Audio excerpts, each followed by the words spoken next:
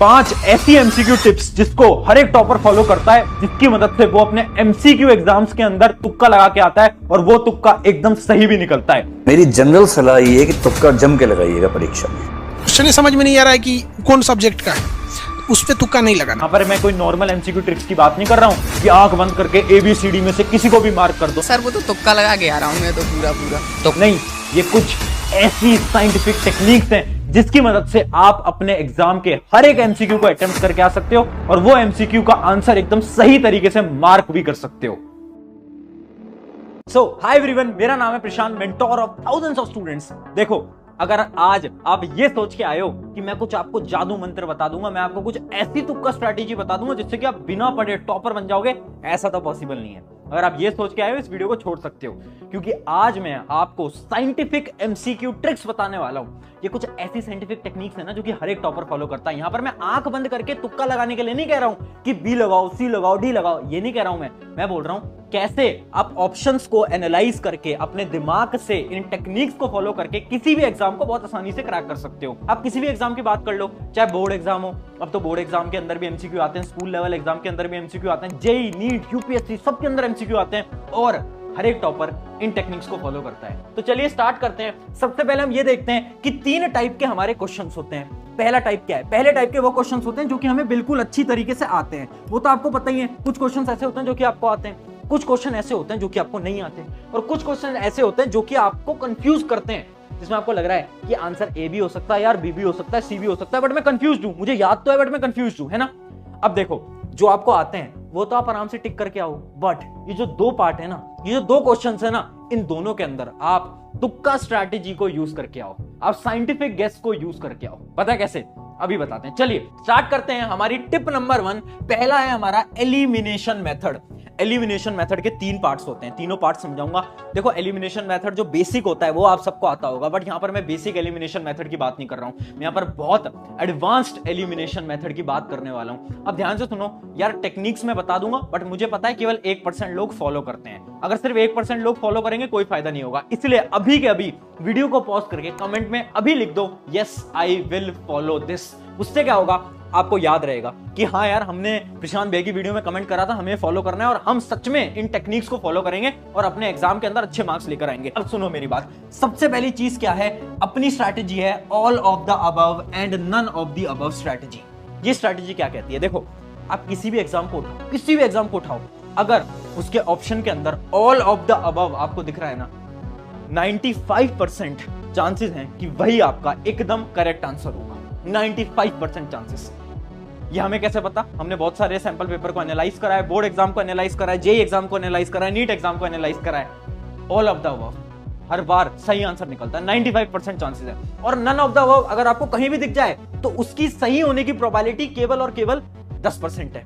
जब भी आपको नन ऑफ द अबव दिखे तो उससे दूर हट जाना, है ना, क्योंकि बहुत कम चांसेस हैं कि वो आंसर हो पाएगा। चलिए अब बढ़ते हैं। ये तो बहुत ज्यादा बेसिक एलिमिनेशन टेक्निक थी, अब बढ़ रहे हैं थोड़ी एडवांस एलिमिनेशन टेक्निक के अंदर, और ये बहुत ज्यादा इंपॉर्टेंट है। देखो, अपनी एलिमिनेशन टेक्निक के अंदर है रिमूव एक्सट्रीम वैल्यूज। एक एग्जांपल से समझाता हूं, बहुत इंपॉर्टेंट एग्जांपल है, ध्यान से देखना। देखिए, जैसे कि एक सवाल है, आप देख सकते हो ये इसके ऑप्शंस हैं, ये है ऑप्शन ए, ये ऑप्शन बी, ये है सी, ये है डी। ए ऑप्शन है 0, बी है 27, सी है 37, ए है अपना 102। अब आपको क्या करना है, जब भी आप एक क्वेश्चन को पढ़ोगे ना, तो उसकी जो एक्सट्रीम वैल्यूज है ना, उसके ऑप्शन की जो एक्सट्रीम वैल्यूज हैं उनको हटा दो।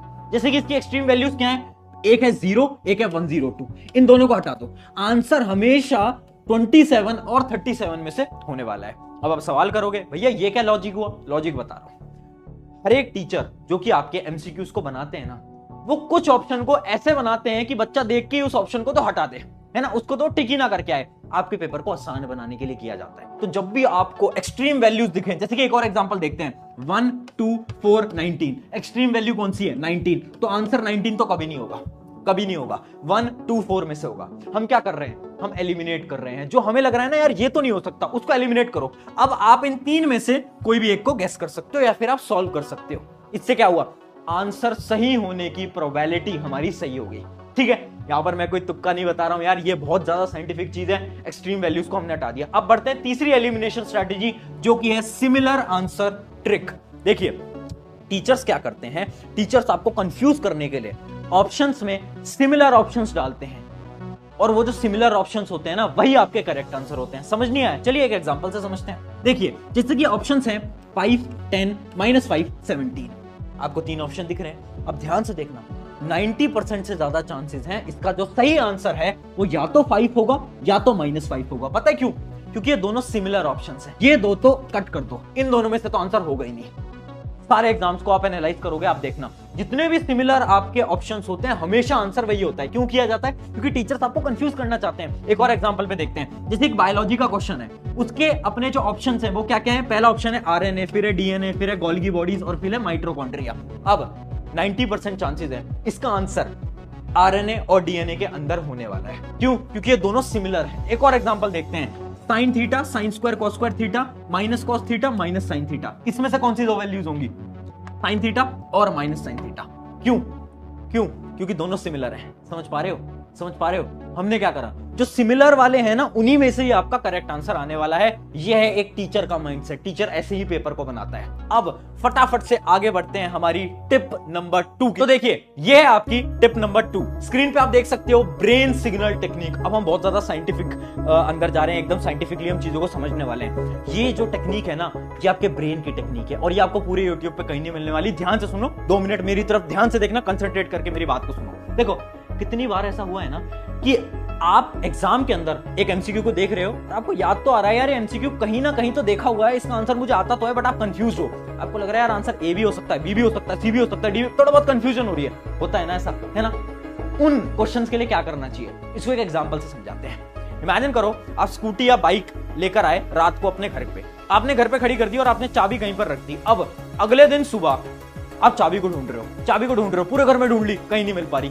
अब आप क्या करोगे? कैसे याद करोगे? अब आप ये याद करोगे सबसे पहले कि लास्ट टाइम बाइक मैंने कब ली थी। अच्छा, मैं रात को बाइक लेकर आया था, रात को बाइक लेकर आई थी। अच्छा ठीक है, उसकी जो की थी, उसकी जो चाबी थी, वो मैंने कहाँ रखी थी? अच्छा, मैंने बेड पे रखी थी। हाँ यार, रात को मैंने बेड पे रख दी थी। ऐसे याद करते हो ना, ऐसी चीजों को याद करते हो ना। सिमिलरली अब हमें हमारी पढ़ाई के अंदर भी ऐसे ही हमारे आंसर्स को याद करना है। देखो, एग्जाम के अंदर मानो ABCD 4 ऑप्शन है। अब आपको याद नहीं आ रहा, आपको लग रहा है यार मैंने कहीं तो पढ़ा था, तो पता क्या करो, सबसे पहले आंसर को मत देखो, अब ये सोचो कि ये किस चैप्टर का सवाल है। आपने ढूंढ लिया, अच्छा ये वाले चैप्टर का क्वेश्चन है। अब खुद से पूछो उस चैप्टर में से किस टॉपिक का ये सवाल है। जब ये सवाल पूछोगे ना, ऑटोमेटिकली आपको उसका आंसर याद आ जाएगा। अब होता क्या है ना, जब ये रिकॉल करते हो ना कि अच्छा ये इस चैप्टर का सवाल है और इस चैप्टर में इस टॉपिक का सवाल है, तो आपके जो न्यूरॉन्स है ना ब्रेन के अंदर, वो कनेक्ट कर जाते हैं और उसका जो आंसर है, उसकी जो मेमोरी है, वो आपको अचानक से रिकॉल हो जाती है। तो ये इसके पीछे का साइंटिफिक कॉन्सेप्ट है। अब ये करोगे ना एग्जाम के अंदर, अचानक से आपको आंसर याद आ जाएगा। अगर फिर भी आंसर याद नहीं आता, देखो क्या करो, उस क्वेश्चन को छोड़ो, आगे बढ़ जाओ।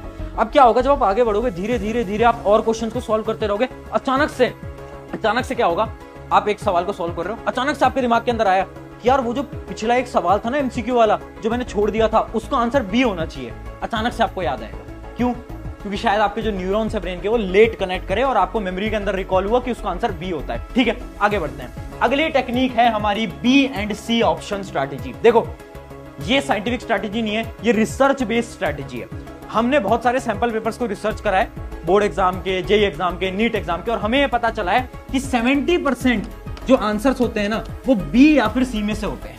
या तो बी ऑप्शन होगा या तो सी ऑप्शन होगा। हाँ, तो इसका क्या मतलब है, जब भी आपको कंफ्यूजन हो कि यार मैं ए को लगाऊं या फिर मैं सी को लगाऊं, तो आप सी को पहले प्रेफरेंस देना या फिर बी को पहले प्रेफरेंस देना। आंसर हमेशा बी या सी में से देखने को मिलता है। भैया इसका रीजन क्या है? इसका रीजन ये है, एक टीचर की सोच से सोचो।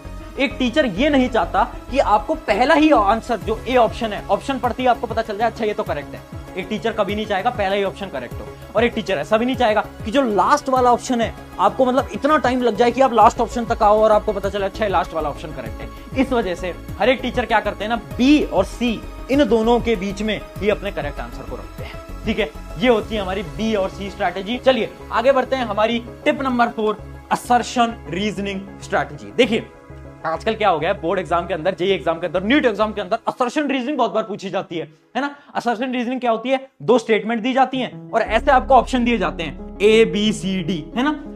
जिसमें ए ऑप्शन तो ये होता है कि दोनों स्टेटमेंट सही हैं और जो असर्शन है और रीजन वो दोनों एक दूसरे से इंटर रिलेटेड हैं। दूसरा ऑप्शन ये होता है कि असर्शन रीजन दोनों सही हैं बट दोनों का आपसी में रिश्ता नहीं है, जो रीजन है वो उसका नहीं है। और सी और डी क्या होते हैं? असर्शन इज ट्रू और डी क्या होता है? असर्शन इज फॉल्स, है ना। आपने इन क्वेश्चन को सॉल्व करा होगा तो आपको पता होगा एबीसीडी ऑप्शन होता है। अब इसकी ट्रिक क्या है?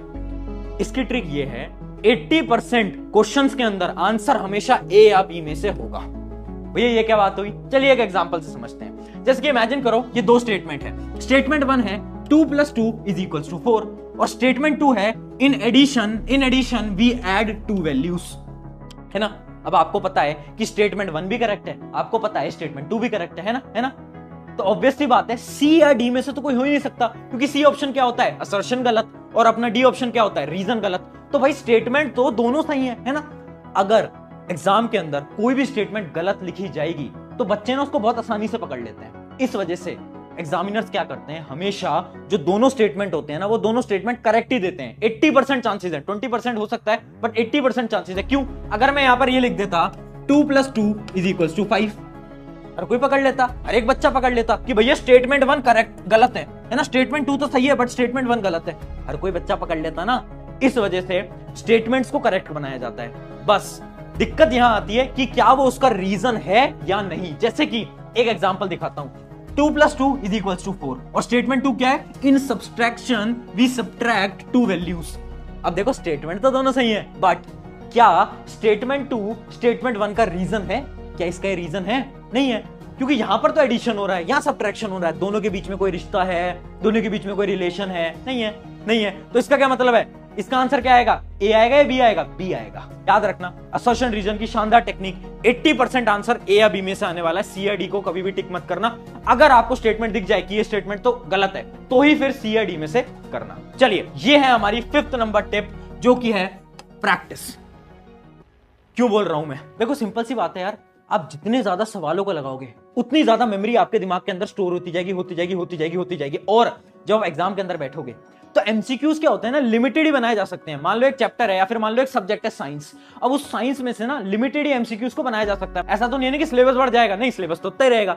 तो आप जितने ज्यादा एमसीक्यूज को प्रैक्टिस करके जाओगे मेमोरी के अंदर उतना ही डाटा स्टोर होगा, और जब आप एग्जाम के अंदर बैठोगे तो बहुत ज्यादा हाई चांसेस हैं कि आप उस एमसीक्यू को देखोगे और आप बोलोगे यार ये तो कहीं पढ़ा हुआ है, ये तो कहीं याद आ रहा है, ये तो कहीं देखा हुआ है ना। क्यों हो पाया? क्योंकि आपने ज्यादा से ज्यादा एमसीक्यूज की प्रैक्टिस करी थी। और यही है हमारी tip number 5, practice as many MCQs as possible. I hope इससे मदद मिलेगी, और कमेंट कर दो yes I will follow this, और अपने एक दोस्त के साथ शेयर कर दो और उसको बता दो कि भाई एग्जाम पास है बट डरने की बात नहीं है। एमसीक्यू की एक बड़ी ही शानदार टेक्निक और टिप वाली वीडियो प्रशांत भैया लेकर आ गए हैं। शुक्रिया एवरीवन, मेरा नाम है प्रशांत, मिलते हैं नेक्स्ट वीडियो के अंदर। Take care.